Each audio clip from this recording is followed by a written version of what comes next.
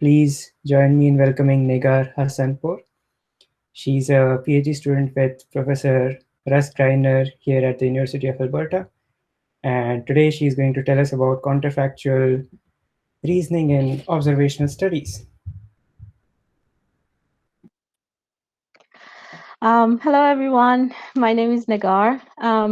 First of all, I would like to thank the RLI Lab for giving me this opportunity.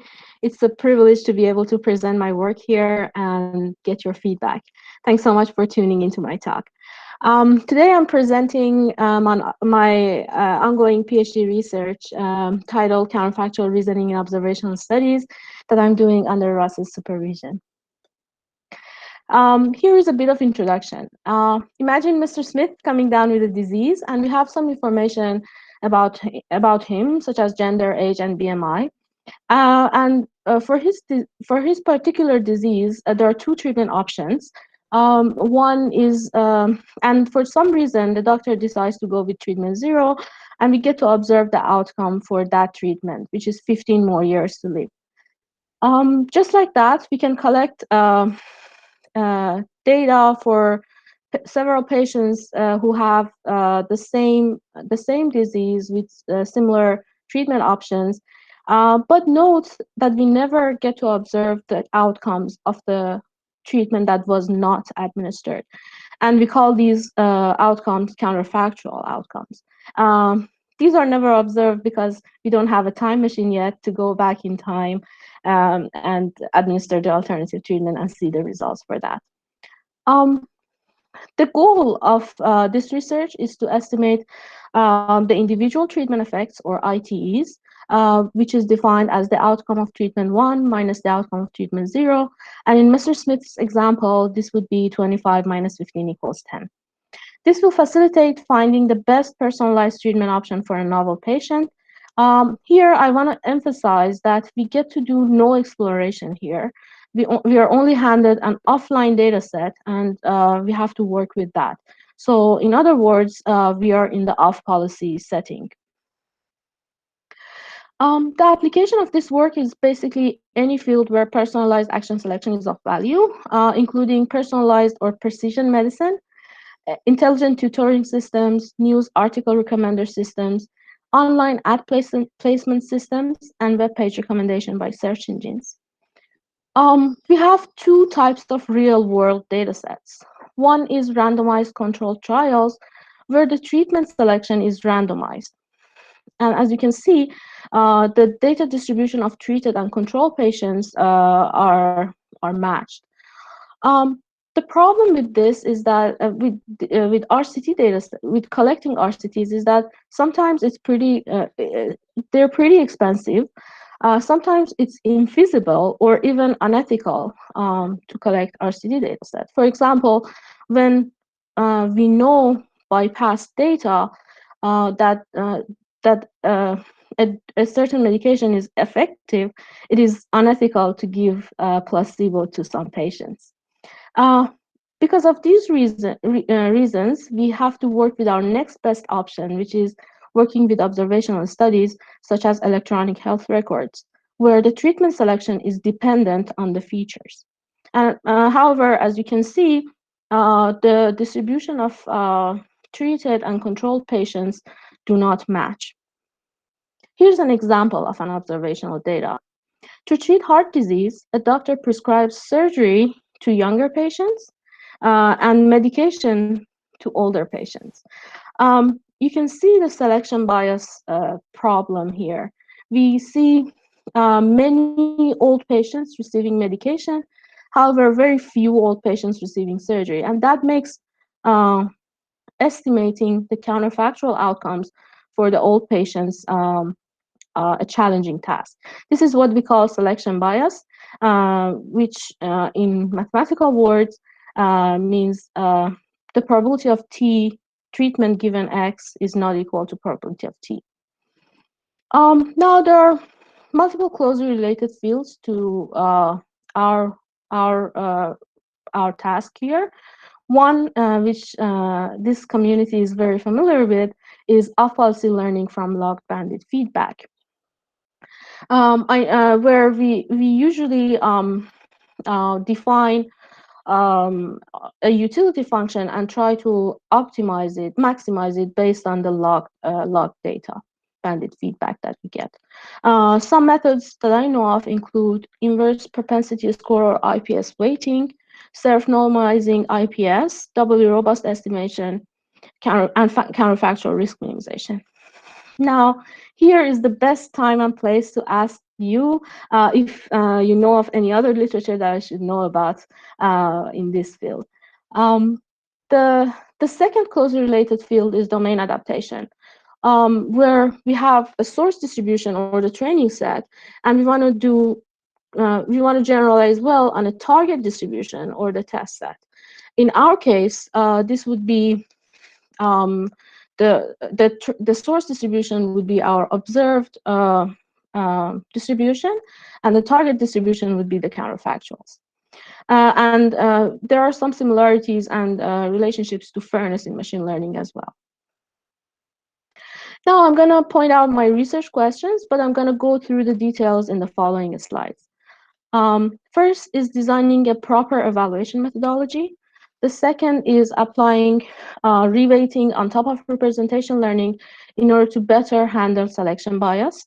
The third is whether disentangling the underlying factors of an observational study would help us better estimate better and more accurate causal effects. We will do this, we will consider discriminative modeling and generative modeling. And finally, we want to see if we can do counterfactual survival prediction. Now let's talk about my up-to-date progress. The first question was about designing a proper evaluation methodology. We want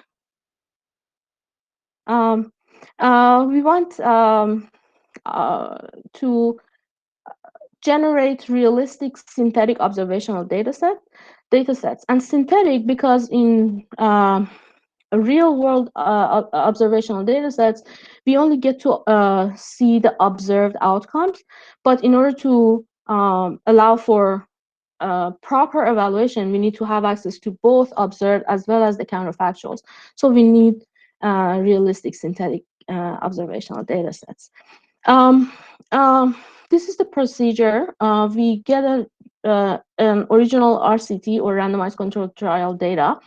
We try to complete these counterfactual outcomes such that if we sample a new RCT data set from this completed table, it retains the same characteristics as the original RCT. And these characteristics include average treatment effect and coefficient of determination. Because of time limits, I won't go through the details, but please feel free to ask me for more details. So now here is the original RCT. I'm showing you on the x-axis the first principal component of the data, and on the y-axis the outcome. And here is a sample synthetic RCT that we sampled from that completed table. Again, as you can see, these two data sets look very similar, both in terms of data distribution as well as the treatment effects. Now, once we have this completed table, we can use a sigmoid function with parameters alpha and beta using rejection sampling to draw multiple different observational studies. And we can use these observational studies to evaluate different bandit methods with different alpha and beta values. So these are different bandit methods, and we evaluate them. Now, the second question is to address selection bias problem. In the current literature, people use representation learning to reduce the selection bias, but we can never get rid of selection bias completely because of the confounders, which determine both treatment as well as the outcome. We cannot remove these factors altogether, because if we remove them, then we will lose some accuracy on estimating the outcomes. So in this work, we propose to use reweighting to account for the remaining selection bias. Um, Now, here's the quick review of how representation learning helps to reduce selection bias. In this picture, you can see the data points in the original X space, and we apply this transformation such that the data distributions of treated and controlled patients are more similar to each other compared to the original X space, while retaining enough information to accurately estimate the outcomes. And we do so by minimizing the discrepancy between the two probability distributions of treated and controlled patients on the phi on this new representation space. But note that during this transformation, only the values of y won't change. Now, here's the objective function. We try to minimize this discrepancy in order to reduce the selection bias. And for accounting for the remainder selection bias, we will reweight the factual loss. So that this is the loss term, the outcomes, and our estimates of the outcomes. And we reweight these based on importance sampling. And I'm going to talk about how we get these weights in this slide. So our nominal distribution will be the probability of y and phi of x given not t, because we want to see what would happen had we administered the alternative treatment, and the data distribution for the current data that we have is probability of y and phi of x given t. Now here's the graphical model, and we can write down this formula and massage this formula to arrive at this fraction here, probability of phi given not t over probability of phi given t, and we can apply the Bayes rule to get to this formula here for the weights, and this one is computationally less complex than the previous one. Now, believe me when I tell you that the results are significantly better than state of the art, and because of time limitations, I won't have I won't be able to go through the details of the results, but we gained a lot of advantage over the state of the art with this method. Now, the third question is whether disentangling the underlying factors of an observational study will help us better estimate the treatment effects.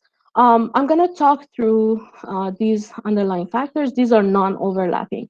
The first factors, the first factor is gamma, which only determines the treatment.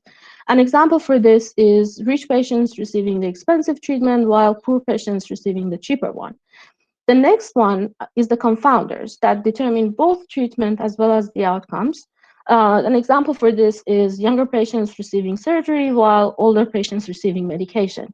And finally, the epsilon is the factors that only determine the outcomes. And an example for this is the genetic information. Now, in this work, we try to use discriminative modeling to learn the three underlying factors and use them to estimate the causal effects. We just followed the graphical model that we had. So we had three representation networks. With the first two representation networks of gamma and delta, we tried to estimate T with a propensity network.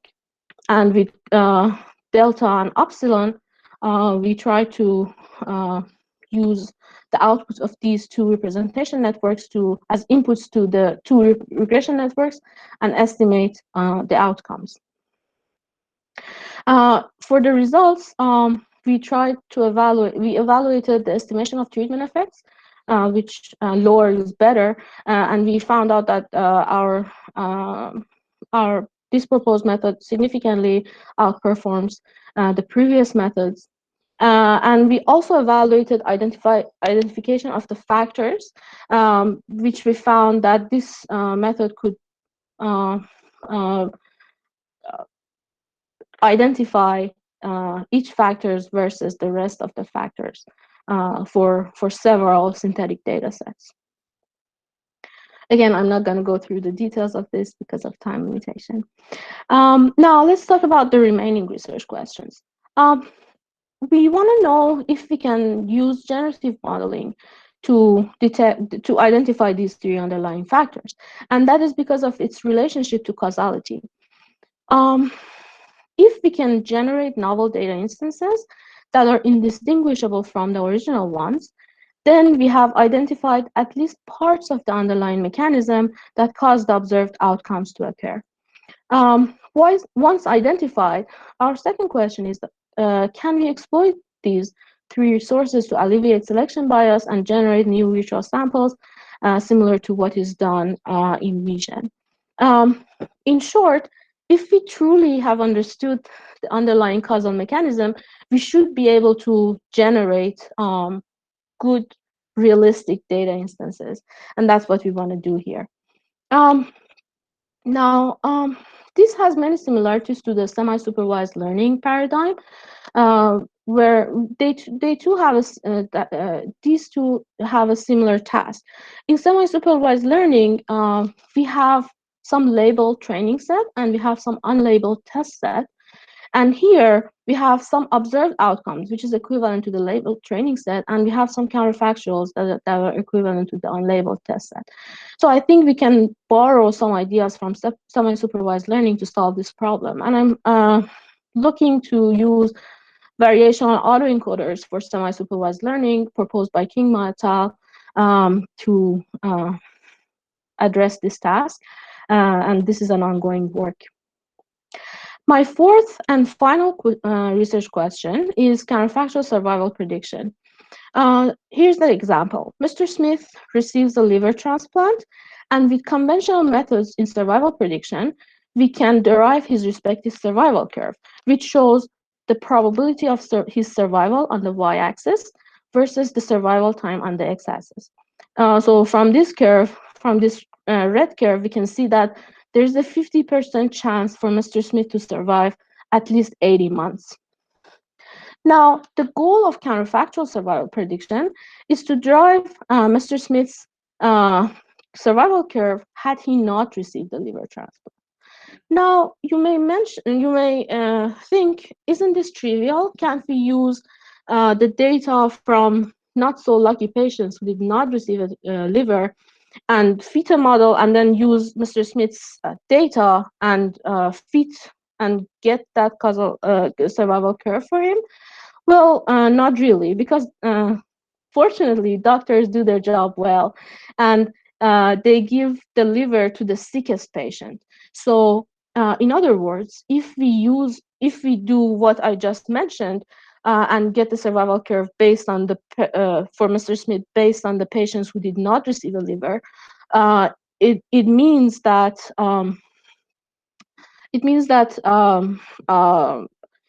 we will get an optimistic survival curve for Mr. Smith.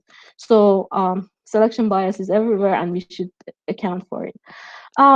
Now, there are other challenges with survival prediction that we haven't encountered in regular machine learning, conventional machine learning, and that is right-censored instances in survival prediction, which means we have instances that for whom we only have a lower bound of time to event, or in this case, it's survival time. For example, for Mrs. Jones, we know that she survived 5 years, but we don't know if she died at 5 years plus 1 mark or 10 years mark. We have no idea. We only know the lower bound. And the problem is that we cannot ignore these instances either, because sometimes it's extremely data inefficient. Some data sets are more than 70% censored. And sometimes missing hits happens not at random, meaning, for example, a highly effective medication makes follow-up unlikely and results in that patient being censored. Now, the competing risk framework provides partial solution for this problem the scope of computing risk is when more than one type of event compete to occur. For example, in this case, death versus liver transplant compete to occur. But note that these two are not independent, because the person who will die first will get the liver first. Now, this framework provides a model, methods to model the probability of a patient receiving a liver. In other words, it provides the logging or the behavior policy. But what it lacks is the rest of the causal inference pipeline. In order to answer the counterfactual question, what if he did not receive the liver? And this is what I hope to fill this gap. Now, to summarize and wrap up, I did propose a framework for to design a proper evaluation methodology. I also propose to apply reweighting on top of representation learning in order to better handle selection bias. I propose to disentangle the underlying factors of an observational study in order to get better estimates of causal effects, either via discriminative modeling or generative modeling. And finally, I hope to make contributions to counterfactual survival prediction. Thank you so much, and I will take questions and get your feedback now. Thank you.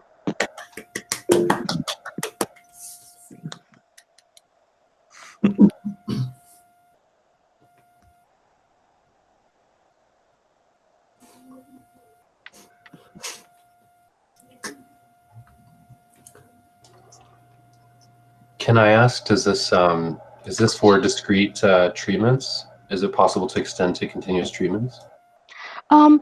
Sure. So right now we are only working with binary treatments.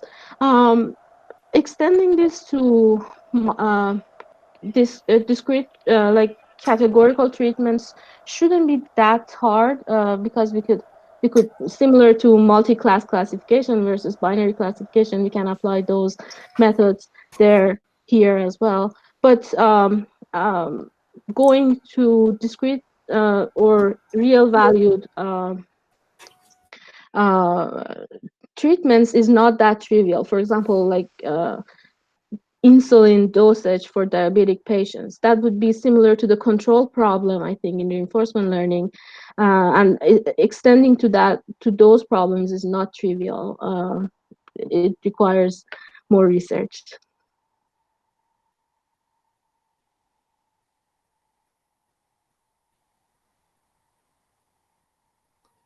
Maybe if I can repeat Negar's earlier question, there's obviously a relationship of this work to the bandit problem going on here.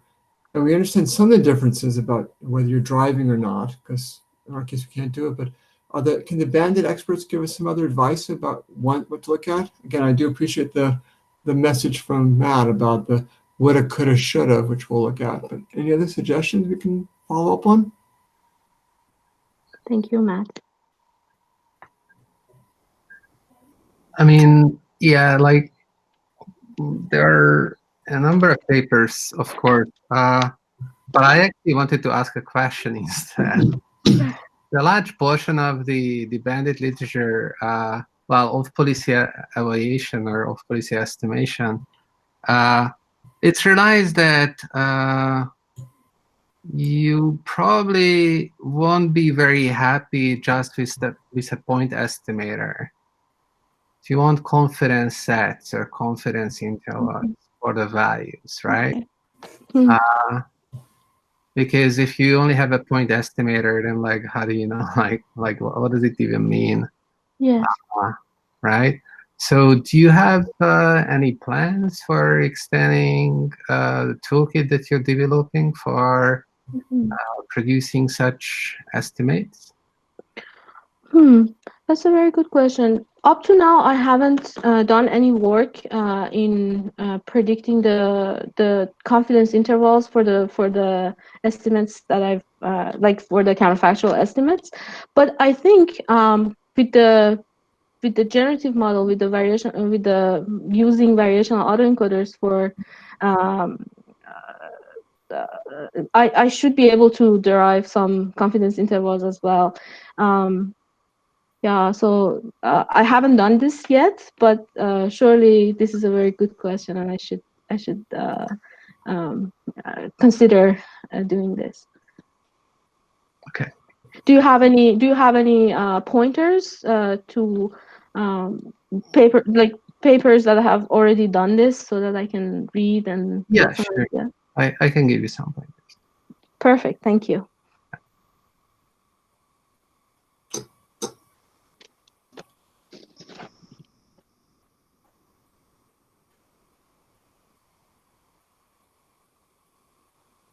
I just want to say I really enjoyed your ICLR poster session, Negar. Thank you. Thank you. Yes, we met there.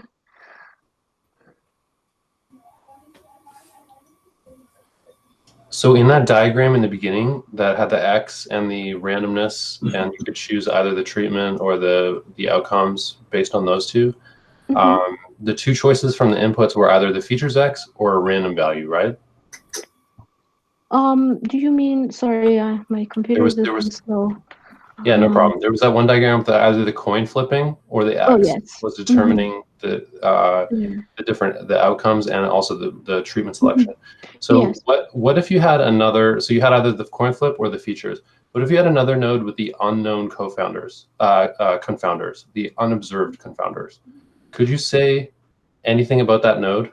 Well, actually, this is one of the assumptions of the work. I didn't mention this in these slides, but there are three assumptions that we look at, and one of them is unconfoundedness, which means that there should be no unobserved confounders.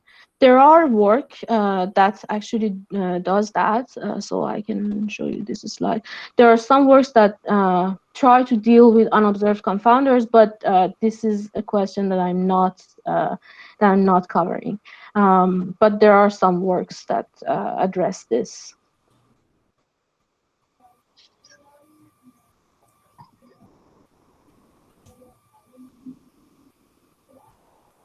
Are people in the audience familiar with this idea of this unobserved confounders? And does this have an analog in the bandit games, bandit problems?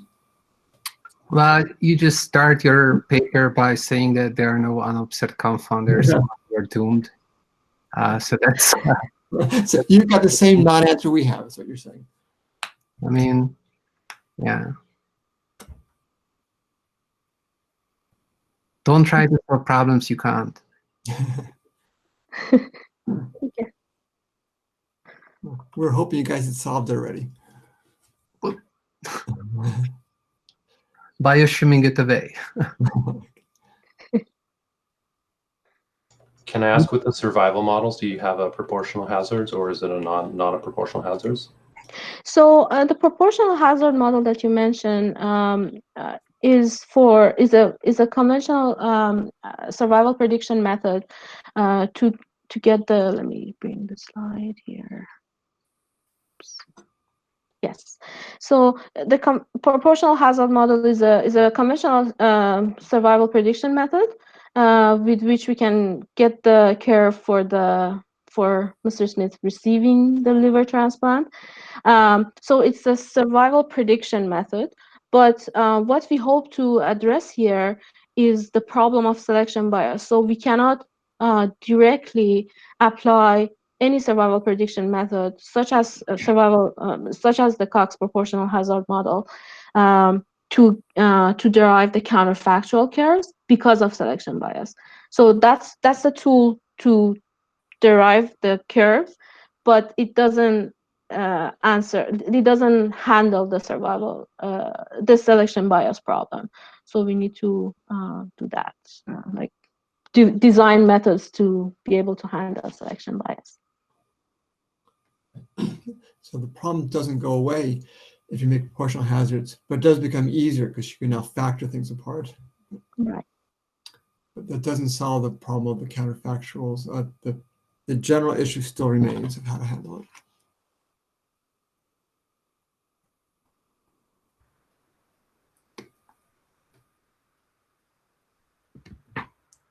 Yeah, this might be a kind of open-ended question, but do you know of any good applications of RL in clinical trial recommendations or things like that? Like where people have Well, successfully trained something like this mhm. offline of policy and tried to get some recommendations? I think RL can make a huge impact on personalized medicine. So right now, my research has been on only single shot decision making, for, like treatment selection for patients. But we know that treatments are usually regimens, not only one single shot like procedure, right? So I think RL can make a really great impact on making personalized treatment like figuring out personalized treatment regimens for patients, but it's too hard. We first should solve the simpler problem of one-shot decision making, I guess, and then go forward with the temporal decision making. But I'm sure it would be great to have RL. If you guys are interested in this, then over the weekend we just had this RL for real life virtual conference, and there was a panel where the topic of the panel was healthcare and applications of RL in healthcare, and I think that was pretty extensively discussed what RL can and cannot do and all of these things. Perfect. Was this recorded? Yeah, I'm Unfortunately, pretty sure it's recorded. It's probably available on some YouTube channel. Oh, perfect. I will try to find it. Thank you. Yeah. So again, all the problems that Negar has been pointing to about counterfactual reasoning still apply. And she also mentioned the fact that you sort of can't do experiments. It's not like playing Go, you can try different moves. Here, you basically have to observe what doctors have done, and most of those situations are done for good reasons. So you can't just try what would happen if I try this other operation. So it makes things much, much more complicated. But again, I look forward to looking at this. Thanks for putting the pointer to it.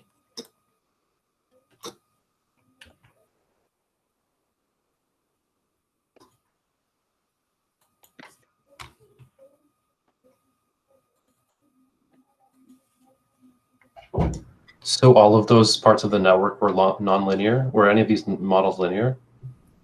I use neural networks. They're all nonlinear.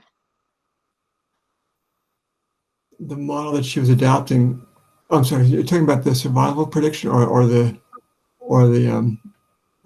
disentangling part? Sorry, both are interesting. For the original model for the survival prediction, we had basically a multi-task logistic regression model. So it wasn't linear because of the interplay between different parts of the task. I do have a question about the disentangling part. Sure. I was wondering about like why the model doesn't choose to just use a delta variable there and ignore the gamma and then epsilon, because the delta is powerful enough to model everything. So what is the source of pressure that makes the model use gamma and epsilon in a non-trivial fashion? So I think so delta is pretty important, and we should definitely keep delta factors. But gamma is the part that induces selection bias, right? These two, gamma and delta, induce selection bias.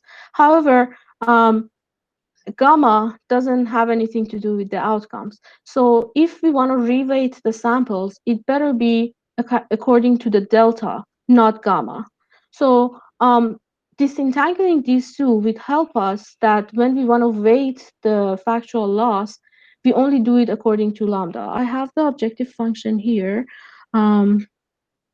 Yes, here. So when we derive the weights, we would use only delta to weight the factual loss, not delta and gamma. So that's one thing. And the second thing is that epsilon is also important because epsilon also determines the outcomes. So only using delta will reduce the accuracy of estimating the outcome. So we would use delta as well as epsilon to estimate the outcomes. Does that answer your question? Not sure. I think I'm asking why the model cannot choose gamma or gamma, epsilon, I don't know, gamma and epsilon to be trivia, like all zeros or something, because then the model can still use the delta variables to predict everything that it needs to predict. What is the pressure coming on it so that it should use gamma and epsilon? That was my question. I'm not sure whether you answered the question. Maybe Oh, I see. didn't get it, but I see. I think so with the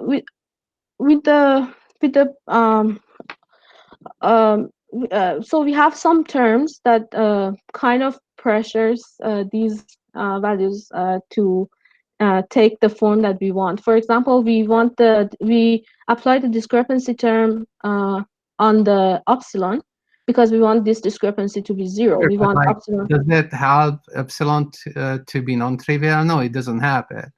I can choose epsilon to be just zero, and then that term. Yeah, it could be noise. You're right. It could learn epsilon to be noise. Is that what you're saying? Yeah, or zero or zero. Yes, yes. Yeah. Yeah, that's actually I don't have a theoretical answer to that, but we actually tried this, and so I tried this, and empirically it seemed like having. Pardon? It just happens. It just happens. Yeah, it just happens empirically. So I tried to have a zero capacity for epsilon and give all the capacity to delta. So for example, 60 hidden units to delta and 0 hidden units to epsilon. And that's the green curve. And the blue curve is for having them have the same capacity. So delta and epsilon having the same capacity. And here lower is better. And in all different data generating scenarios, we found that having a balanced capacity between delta and epsilon results in a better performance. However, I couldn't prove this theoretically. It's just empirical that I could show. And it's not even clear that if you add capacity to a neural network, that capacity is going to be used actually, right? That's true. So maybe it just has the optimization or something, it still doesn't use it. I don't believe that that's true. It probably does use it, but just things that will advocate a little bit. It's a bit unclear, but don't you have some regularization term that try to penalize using data? Because that would be my immediate idea that let's try not to use data, and data should be used as a last resort. Well, exactly. We have a regularizer on these representation networks on all of them. So that's the first reason that I think this is why it's happening in practice. The regularizer assures that the intersection between each pair of these learned representations is empty and they are as small as possible. So I think that's one of the reasons that this is working in practice. Maybe a stronger regularizer. Yeah, maybe a stronger regularizer that I don't know would put as few things as possible in delta. Yeah. Maybe so because this regularizer that we have is working on individual representations, delta separate from epsilon. If we had a regularizer on both of them, for example, if we had a regularizer that said the mutual information between the epsilon and the delta should be 0, then that would have been a better regularization. You're right. I should try that and see how it goes.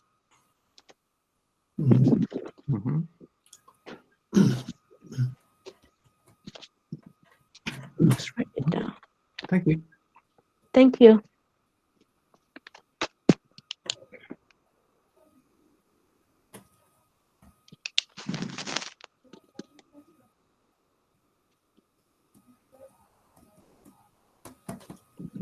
Maybe another question. So when you guys want to, when the bandit people want to show the efficacy of your algorithms, you have simulators to play with. Do you ever play with things which aren't based on simulations, which just have observational data? So there are people during years develop various simulators, but one of the things that people typically do, it's been around, is to use a full classification data set to simulate a convex. It's kind of like you can do that. You have the labels, so you can evaluate whatever decisions, and then you have these binary outcomes. Okay, so that sounds familiar. Right? But yeah, like whether that's real or not, I don't know. It's or whether that's better than a simulator. People do various things. Okay.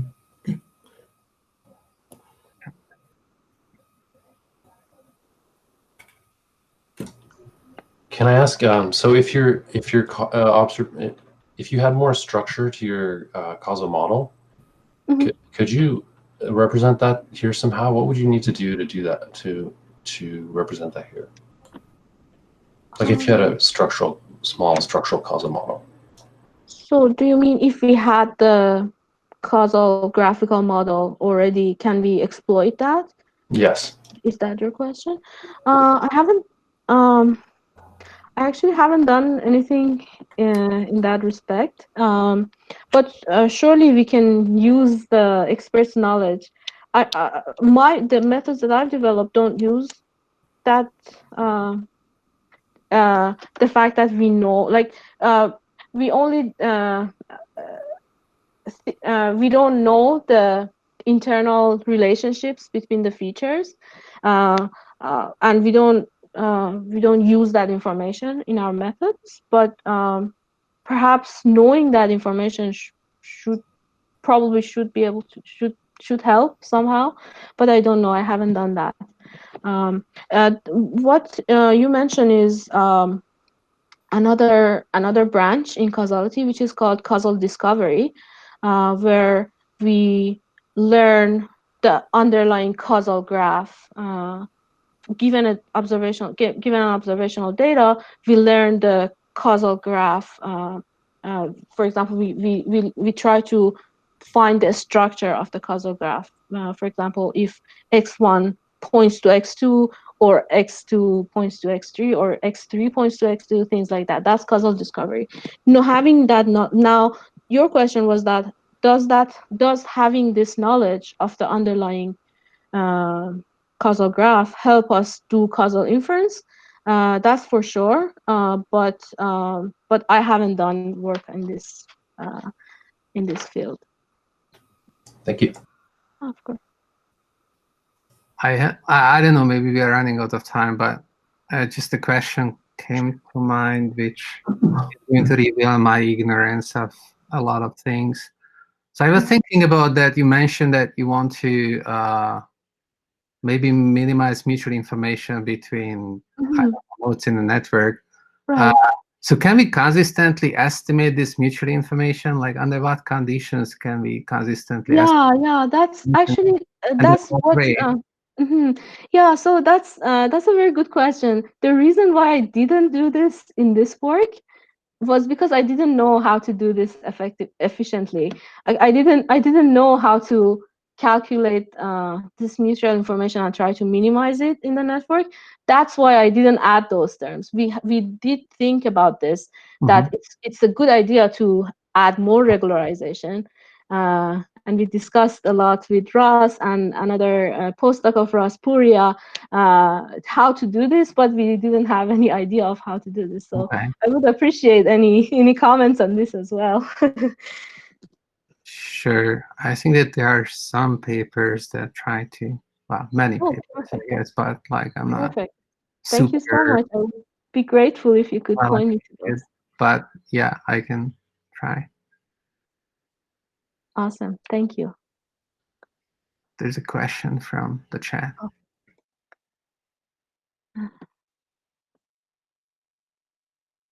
Okay, data fusion by Elias or Julia. What is, sorry, I don't understand the question. I haven't, I have looked at some of Elias and Julia Pearl's works, but not data fusion. I think data fusion relates to when we have data from multiple sites that we want to, so different sites might have different populations, and we wanna combine these data sets to make a bigger, perhaps better data set. But I haven't worked with this. I think one example is getting data from different hospitals, for example, fMRI data from different hospitals, but we have problems of batch effects. So one of another of PhD students of Russ, Roberto Vega, is working on this. So I think he would be a better person to ask about data fusion and the challenges that come with it.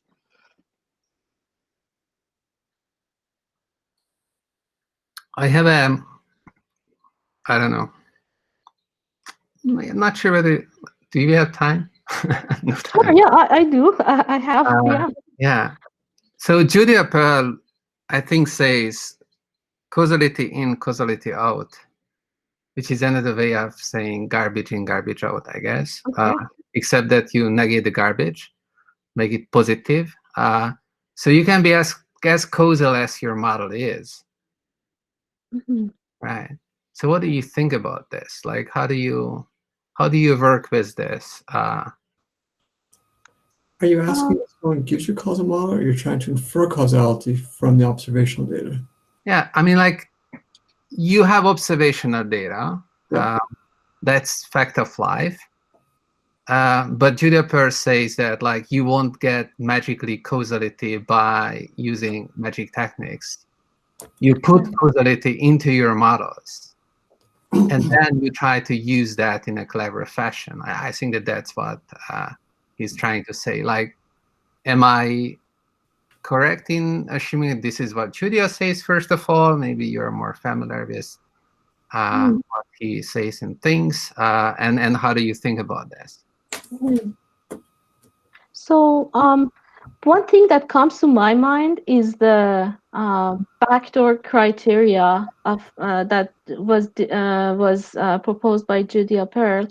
So we can still say something causal given an observational data when there are some observational data, when there are some assumptions are satisfied. And Julia Pearl talks about this backdoor criteria. So I think I have a slide on this here. Sure. I mean, like, so that's just saying that, like, let's assume something, and then given those assumptions, you can make some conclusions. But what I'm referring to is that he also, I mean, like, it's all implicit that, like, without the assumptions, none of this works. Mm-hmm. Yes, that's right. So, so if given an observational study and some assumptions hold for that observational study, we can make some causal. We can make some causal statements about the data. This is the beauty of backdoor. It says that we can calculate the probability of y given do t of t equals t, which means that we actually go and do that action as opposed to observe that action being done. And we can calculate this from purely observational data here. So I'm not sure if I completely understand what Julia Pearl says about causality in, causality out, but I think the backdoor criteria is an example of that. That's all I can comment. I think that it's like, it only works because you are making the right assumptions. Mm-hmm. And there are identifiability problems, which prevents you from doing anything unless you are making some assumptions. And I guess maybe the practical question is, how do you go about like investigating the assumptions and maybe interrogating the data and then iterating in this process, and like how does it work? So you say if you start by saying, given these assumptions, does the data consistent with the assumption of A causes B? Right. And you can maybe falsify that, but you can never really confirm it. You know, all the standard examples of confounders. You can define it away and say, you know, given there's no unobserved confounders, you can now say this data is consistent with the following causal assumptions, and not other ones, and maybe find a sufficient set that explains. So again, think of all the problems bandit people have, but imagine you can't do any driving. So I guess bandit people lots of times work with sort of engineered data, where we talk about logged policy data, right? Where we have engineered systems which take care of most of the confounders, right? So you make sure that you're logging, for example, all the variables that are used in applying the treatment, right? Because you have an engineered system, so it applies the treatment, it computes something. So we know exactly based on what it computes. So you can make sure that you're logging those things that went into the input. Of course, everything has a limit. So bandit people also going to ignore maybe temporal structure at one point and like a lot of other things, right? Right. So there is one different, but yeah, there is one more difference that our work has with the conventional bandit problems, and that is we don't have access to the simulator that generates the data. For example, in I don't know, online advertisement, we know Yahoo or Google. We know the system that provides the probability of, if I show this ad to this person, he or she will click on it. So they do have that probability. No, well, that probability they don't have. They may have the probability, may or may not have the probability of which ad to show, but exactly. The other probability of like whether the user is going to like the ad or not, like right. They have the probability of whether, like, how much probability is for showing this ad to that person, and that is what we call the propensity score, or the propensity, like the logging policy. So we have access to the logging policy in those systems. In for example, medical applications, we don't have that because we don't know, like, the doctor today was happy, or he had a fight with some colleague, or things like that. So we don't have that like quantitative, like, value, and we have to estimate it from raw data. So that is another challenge that we have here, that conventional bandit problems don't usually. Definitely.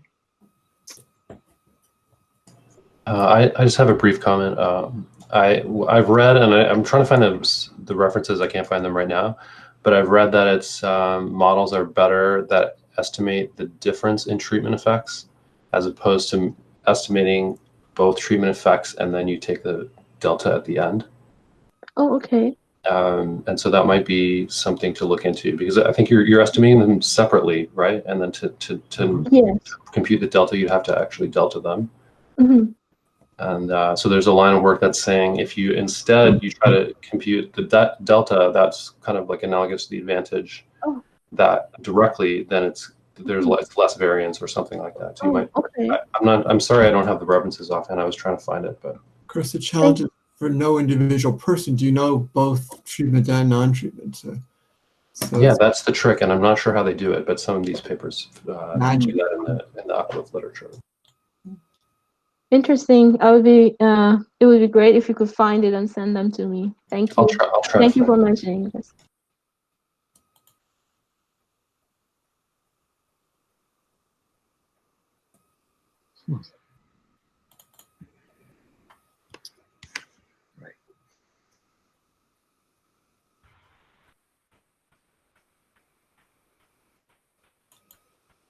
All right, if there are no more questions, let's all thank Negar for the interesting talk. Thank you so much.